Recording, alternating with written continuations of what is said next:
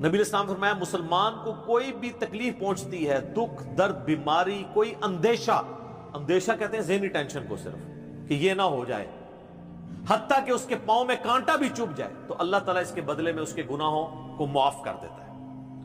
اور مسلم شریف میں ڈیٹیل ہے کہ جب یہ سورۃ النساء کی آیت نمبر 123 نازل ہوئی نا کہ چھوٹے سے چھوٹے اعمال کا بدلہ بھی ملے گا، چھوٹی سے چھوٹی نیکی کا بھی، تو صحابہ پریشان ہو گئے، ان کا یا رسول اللہ ہم تو یہ تو سارے پکڑے جائیں گے، کس طریقے سے کوئی بندہ پرفیکٹ ہو سکتا ہے؟ تو حضور نے فرمایا پریشان ہونے کی ضرورت نہیں ہے، مسلمان کو جو دنیا میں تکلیفیں اور بیماریاں آتی ہیں نا وہ اس کی ان غلطیوں کا کفارہ بن جاتی ہیں۔ حتیٰ کہ جامعہ ترمذی میں، ابو داؤد میں ایک حدیث ہے، نبی علیہ السلام نے فرمایا کہ دنیا میں سب سے زیادہ تکلیفیں انبیاء کو آتی ہیں، تو کیا انبیاء پہ مکافات عمل ہو رہا ہوتا ہے؟ نعوذ باللہ۔ اس کے بعد ان پہ آتی ہیں جو ان کے بعد اللہ تعالیٰ کو سب لوگوں سے بڑھ کے محبوب ہوتے ہیں۔ آپ نے صحابہ کا بھی نام نہیں لیا، فرمایا جو بھی، وہ اس زمانے میں بھی ہو سکتا ہے، آج کے زمانے میں بھی، کیونکہ بعض اصحاب تو ایسے ہیں جنہوں نے کفر کی زندگی میں بھی موج کی ہے اور اسلام کی زندگی میں موج کی ہے، وہ تکلیفوں سے گزرے ہی نہیں ہیں۔ اچھا، اور پھر فرمایا اس کے بعد وہ لوگ ہیں جو اس کے بعد اللہ کو سب سے بڑھ کر محبوب ہوتے ہیں، حتیٰ کہ انسان پہ تکلیفیں آتی رہتی ہیں اور اس کی موت کا وقت آ جاتا ہے اور اللہ تعالیٰ اسے پاک و صاف کر کے دنیا سے اٹھا لیتا ہے۔ یہ جو لوگ کہتے ہیں نا یار وہ موت کے وقت فلانے کے ساتھ، یار وہ احمد دیدہ صاحب 9 سال تک قومے میں رہے ہیں، اتنی اسلام کی انہوں نے خدمت کی، ہزاروں عیسائیوں کو مسلمان کیا، لاکھوں مسلمانوں کے ایمان کی حفاظت کا سبب اللہ نے ان کو بنایا، لیکن وہ 9 سال تک قومے کی حالت میں رہے، 1996 سے لے کے 2005 تک۔ تو کوئی کچھ کہتا تھا جی یہ وہ عیسائی بھی ان کو کہتے تھے دیکھو جی اس کو بدوا لگ گئی اور یہ وہ ہو گیا، گستاخ ہے، یہ وہ ہے۔ تو یہ تو کوئی طریقہ نہیں ہے۔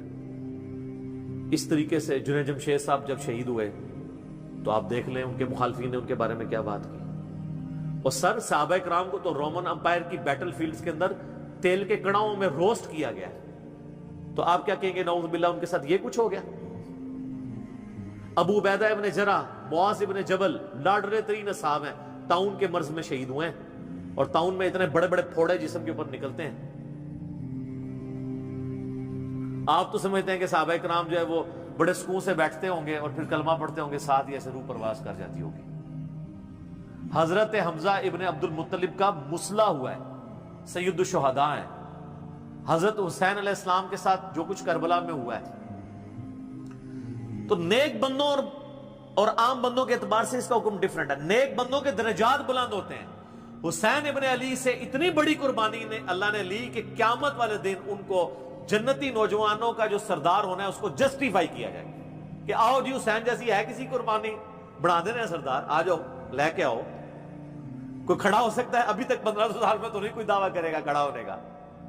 تو اللہ تعالیٰ نیکیوں کو جسٹیفائی بھی کرواتا ہے، وہ مکافات عمل نہیں ہو رہا ہوتا۔ نیک لوگوں کے لیے ڈیفرنٹ ہے، ان کے درجات بلند ہوتے ہیں، اور باقی عام لوگوں کے لیے یہ ہے کہ ان کے لیے بھی آپ نہیں کہیں گے کہ ان پہ عذاب ہے، یا اللہ کی طرف پلٹنے کا ذریعہ ہے یا ان کے گناہوں کا کفارہ ہے۔ یہ آپ نے کسی پہ نہیں کہنا اس کے اوپر لعنت پڑ گئی، اس کے اوپر یہ ہو گیا، اس کے اوپر یہ ہو گیا، یہ آپ کو کسی نے رائٹ نہیں دیا۔ یہ بہت بڑا ظلم ہے۔ ایک طرح کے معاملات ہوئے ہوتے ہیں دونوں کے ساتھ۔ اب آپ دیکھ لیں سنیوں میں سے کوئی جیل میں جاتا ہے تو شیعہ کہتے ہیں دیکھا جی مکافات عمل ہے، شیعہ میں سے کوئی جاتا ہے سنی کہتے ہیں مکافات عمل ہے۔ تو یہ آپ جو مرضی، اور اپنوں کے لیے کہتے ہیں آزمائش ہے۔ تو یہ آج کی ڈیٹ میں آپ نے سب کے لیے آزمائش ہی کہنا ہے، ورنہ یہ مسئلہ بالکل خراب ہو جائے گا۔ اللہ ہی اللہ جی، اللہ تعالیٰ سے خیر مانگنا چاہیے، اللہ تعالیٰ کی طرف رجوع لانا چاہیے۔ اس حوالے سے بخاری اور مسلم دونوں میں حدیث ہے، میں اب آپ کو تھوڑے وظیفے بھی بتا دوں نا۔ ظاہر آزمائشیں تو ہر بندے پہ آتی ہیں، اللہ کی طرف رجوع بھی لانا چاہیے۔ ان آزمائشوں سے نکلنے کا طریقہ کیا ہے؟ بخاری اور مسلم دونوں میں حدیث ہے، نبی صلی اللہ علیہ وآلہ وسلم کے بارے میں انس بن مالک کہتے ہیں کہ نبی علیہ السلام کی اکثر دعا یہی ہوا کرتی تھی، اللہم ربنا آتنا فی الدنیا حسنہ وفی الآخرۃ حسنۃ وقنا عذاب النار آمین۔ یہ بخاری مسلم میں بھی ہے، سورۃ البقرہ کی آیت نمبر 201 ہے۔ اے اللہ ہمیں دنیا میں بھی بھلائیاں عطا فرما اور آخرت میں بھی بھلائیاں عطا فرما، اور آخرت کی سب سے بڑی بھلائی بھی ساتھ مانگ لی، وقنا عذاب النار، آگ کے عذاب سے ہمیں بچا لے، آمین۔ یہ اکثر آپ کی دعا ہوتی تھی. اس کانٹیکٹ میں ایک حدیث ہے بڑی انٹرسٹنگ, صحیح مسلم میں,